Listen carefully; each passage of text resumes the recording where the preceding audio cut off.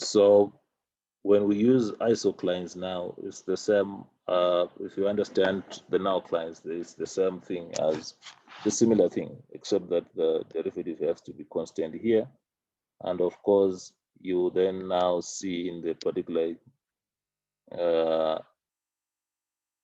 particular example here that the derivative y dx should just be a constant value. The constant value c is a real number, so what you do is you choose. There's no systematic way, but sometimes you choose values that are very easy to give you curves that you can what you can sketch easily on the graph. Okay, don't choose crazy numbers like the fractions. Sometimes, of course, fractions will make life easier, but you just have to choose appropriately and conveniently. So I would not leave c is equals to 0 because when the derivative is 0, I have an outline here. All right.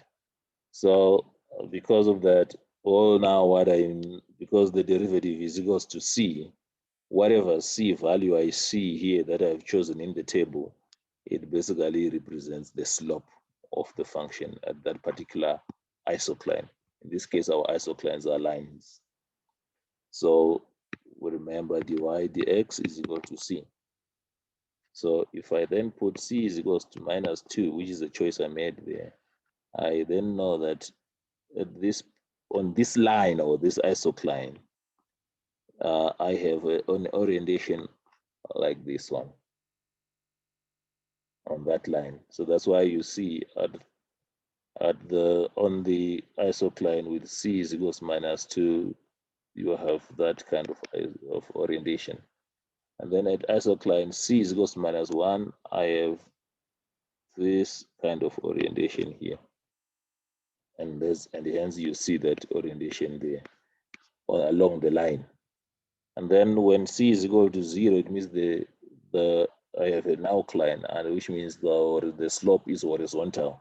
So that's why you along this line you have these slopes that are horizontal. So, and then along c, the line with c is equals to 1, then we have this type of orientation where the orientation goes along is collinear with the isocline.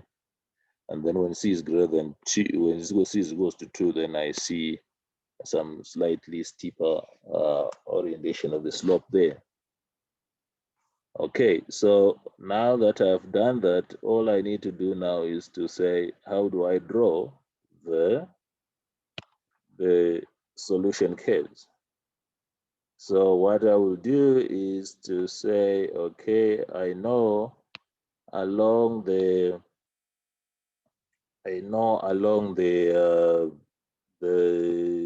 line with slope c is equals to 1, the line itself is actually the whole of that line is where the solutions remain. So along this line, if you start on that line, the solutions remain along this line. So now on any other isocline, you see that solutions will just cross. So then I will then start from there and follow those orientations, the way they are changing the orientations along from one isocline to the other. And then, of course, if I go in that region there, I see that the solutions are running away from this isocline and crossing the other isocline. So these are the solution curves.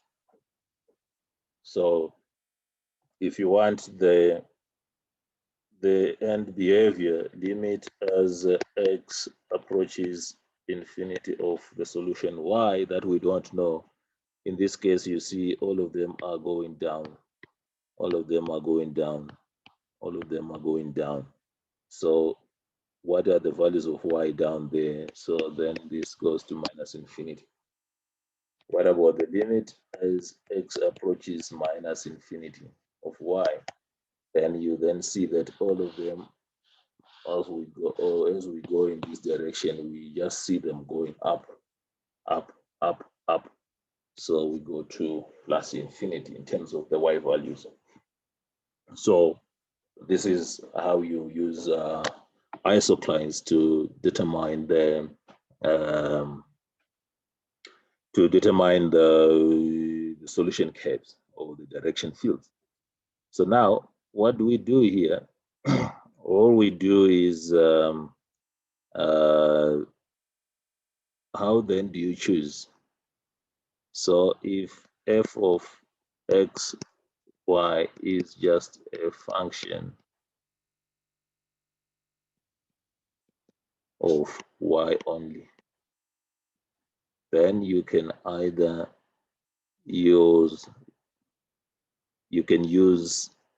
this one, you use the Isoclines.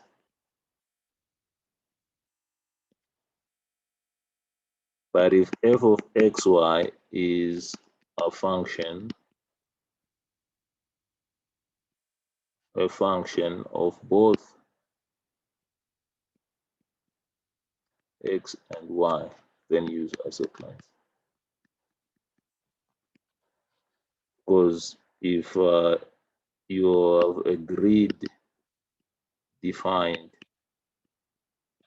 then you can use the first method. Okay, so this is just a summary of how to choose the method, but you could always observe this on your own. All right, so